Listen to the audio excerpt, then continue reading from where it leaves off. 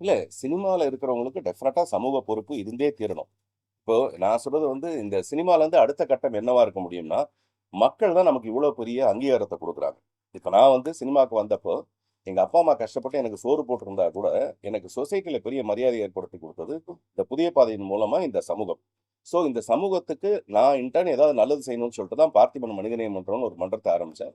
கொஞ்ச நாள் கழிச்சு நான் சோத்து கட்சின்னு ஒரு கட்சி ஆரம்பிச்சு, ஒரு படம் ஆரம்பிச்சு, அதன் மூலமா ஏதாவது அரசியல் வழியா நம்ம ஏதாவது செய்ய முடியுமான்னு பார்த்தா, அரசியல் போற போக்குல இங்க நெறைய வசதி தேவைப்படுது. நெறைய பணம் தேவைப்படுது.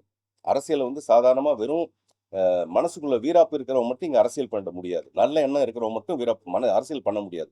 அது அரசியல்ங்கிறது வேற ஒரு பெரிய களம். அது உங்களுக்கு யாருக்கும் புரியாதுன்னு சொல்லிட்டே புதைச்சு வச்சிருப்பாங்க. அப்படிப்பட்ட நேரத்தில தான் மக்கள் தலைவர் எம்ஜிஆர் இங்க வந்தாரு. அப்படிப்பட்ட இது யாருமே கண்டுபிடிக்க முடியாதுன்ற ஒரு நேரத்தில தான் அவரு ஒரு வீரியமா வெளியில வந்தாரு. பட் இந்த சூழல் வந்து இப்ப அப்படி இல்லன்றாங்க. நான் யார் உள்ள வந்தாலும் அவங்கள நான் வரவேற்கிறேன் ஜெனரலா. நல்லது தானே! யாரோ ஒருத்தர் தனியா ஓடி போயி ஃபர்ஸ்ட் பிரைஸ் வாங்குறதுக்கு பதிலா, ஒரு பெரிய கூட்டம் ஓடணும். அப்பதான் நமக்கு பார்க்கிறவங்களுக்கே ரொம்ப இன்ட்ரஸ்டிங்கா இருக்கும்னு. பட் அதனால எல்லாரும் என்ன சொல்லுவாங்க, நான் ஏதோ ஆளுங்கட்சிக்கு எதிரானவன்னு சொல்லுவாங்க. அப்படிலாம் எதுவுமே கிடையாது. இங்க போட்டி வந்து பயங்கரமா இருந்தா தான் வெற்றி வந்து நியாயமா இருக்கும்ன்றது என்னுடைய ஃபீலிங்.